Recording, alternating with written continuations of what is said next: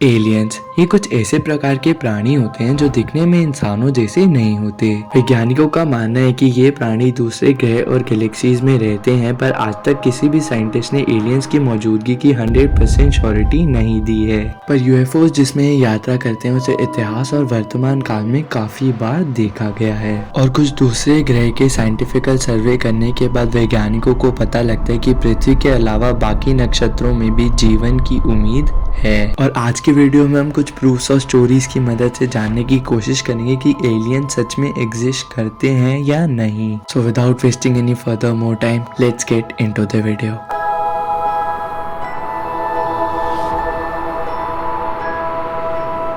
पहले हम एलियंस के मौजूद होने की संभावना के कुछ कारण पर चर्चा करेंगे, जिसमें से पहला है मंगल ग्रह यानी मार्स पर जीवन का मुमकिन होना। पृथ्वी से मिलता जुलता पर्यावरण होने की वजह से वैज्ञानिकों को आज भी लगता है कि मंगल ग्रह पर इंसान रह सकते हैं, क्योंकि आज तक के मिले हुए सारे सबूतों को मिलाया जाए तो उससे ये जरूर निश्चित हो जाता है कि पुराने समय में मंगल ग्रह की जमीन पर पानी पाया जाता था। और इस ग्रह की जमीन के अंदर खोज करने के बाद वैज्ञानिकों को ये भी पता लगता है कि मार्स की मिट्टी में कुछ ऐसे जीव भी हैं जिन्हें पेड़ पौधे खाना बनाने में इस्तेमाल करते हैं। इस खोज की शुरुआत 19वीं सदी में हुई दूरबीन और ऐसे साधनों की मदद से जो इंसान को मंगल ग्रह की जमीन के अंदर तक पहुंचा सके। और हाल ही में अंतरिक्ष की जांच करने वाली सबसे बड़ी कंपनी ने यह भी घोषणा करी कि मंगल ग्रह पर पेड़ पौधे उगाए जा सकते हैं, जो बात संकेत देती है कि वहाँ कुछ जीव भी रहते हों। दूसरा संकेत 1977 में अंतरिक्ष से आने वाला एक रेडिएशन था, यानी ऐसी खतरनाक और जानलेवा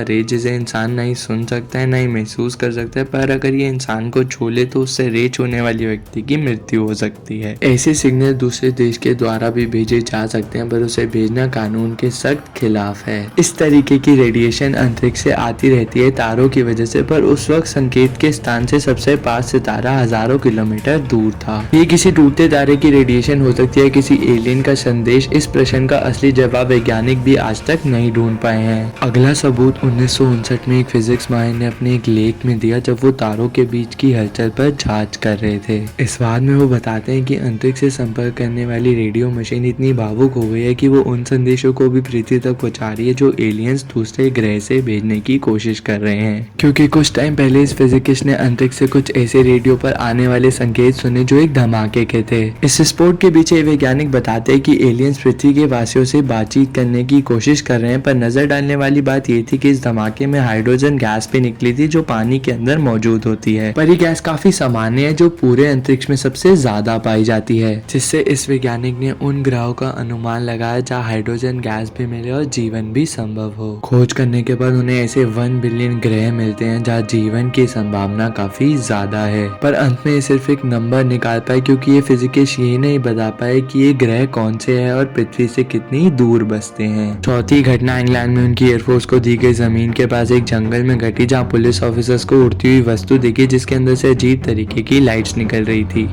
ये सब रात में हुआ जब वायुसेना के स्तर के ब्रिज के पास 2 ऑफिसर्स अपनी ड्यूटी कर रहे थे, पर रात के समय में इन कर्मचारियों को पास ही के जंगल के अंदर से कुछ लाइट्स चमकती हुई दिखती है। अफसरों को लगता है कि ये लाइट किसी विमान की है, पर जब ये दोनों अधिकारी उस लाइट का पीछा करते हुए जंगल के अंदर घुसते हैं तो वहाँ उन्हें एक बड़ा गोल आकार का मेटेलिक ऑब्जेक्ट दिखता है जिसके चारों तरफ से रंग बिरंगी लाइट्स निकल रही होती है। जब ये पुलिस के सिपाही इस गोल वस्तु को पकड़ने की कोशिश करते हैं तो वो चीज तेज रफ्तार में जंगल के अंदर घुस के वहाँ से गायब हो जाती है। जब इस घटना की जांच करने पुलिस को बुलाया जाता है तो इन्वेस्टिगेटर्स ये सब झूठ समझकर अधिकारियों को जवाब देते हैं कि तुम्हारी देखी गई लाइट्स पास के लाइट हाउस की हो सकती है। पर सुबह होते ही जब वो अफसर दोबारा उस जंगल में जाता है तो वहाँ उसे जमीन पर बने हुए कुछ निशान, जली हुई मिट्टी और पेड़ की टूटी हुई टहनियां मिलती है। अगला सबूत 2004 में आसमान पर दिखा गया एक यूएफओ था, जिसकी इस बार अमेरिकी नौसेना ने अपने विमान में लगे कैमरा से वीडियो भी बना ली थी। यहाँ 14 नवंबर के दिन एक विमान चालक को अपने ऑपरेटर से ऑर्डर मिलता है कि कुछ हफ्तों से वो किसी हवा में उड़ने वाले गोल विमान की तलाश कर रहे हैं और उन्हें उस विमान की लोकेशन फाइनली मिल गई है। और ऑपरेटर को भी उड़ती हुई गोल चीज अपने रडार पर दिख रही थी, इसलिए उन्होंने अपने लड़ाकू विमान चालक को उस टारगेट का पीछा करने के लिए भेज दिया। जब जहाज चालक टारगेट लोकेशन पर पहुंचता है तो वहां उसे सफेद रंग की गोल वस्तु समुद्र के ऊपर उड़ती हुई दिखती है, जो दिखने में काफी बड़ी और चौड़ी थी। पर जब जहाज चालक उस वस्तु का पीछा करने समुद्र की तरफ जाता है तो वो यूएफओ तेज गति में बादलों के अंदर घुस के वहां से गायब हो जाता है। अब कुछ ऐसे मॉन्यूमेंट्स के बारे में बात करेंगे जिनकी बनावट कुछ ऐसी है कि उसे किसी एलियन की ताकत से बनाया हो।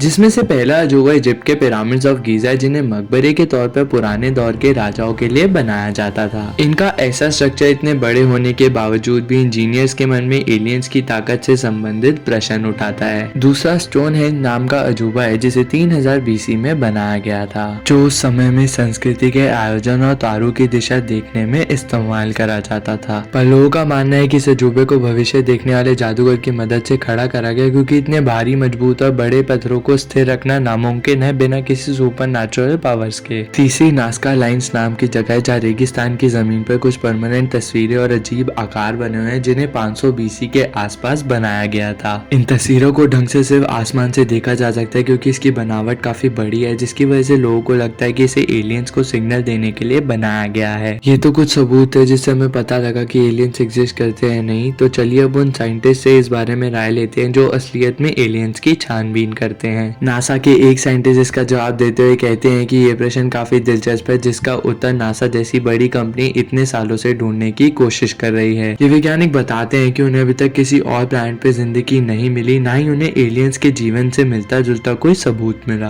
पर वो ऐसा भी कहते हैं कि उन्होंने अभी जीवित रहने वाले वायु को ढूंढने की शुरुआत ही की है, क्योंकि ब्रह्मांड काफी बड़ा है जहाँ बहुत से ग्रह है, इसलिए अभी हम एलियंस और उनके जीवन की भविष्यवाणी नहीं कर सकते। एंड जब तक हम हर एक ग्रह पर पहुंच नहीं जाते तब तक इस बात का उत्तर देना काफी मुश्किल है। तो दोस्तों, आपको क्या लगता है इस बारे में बताना मत भूलना कमेंट सेक्शन में। बाकी मिलता हूँ मैं आपको ऐसी किसी नेक्स्ट वीडियो में। Till then thank you so much for watching. Till यार, पीस आउट, बाय।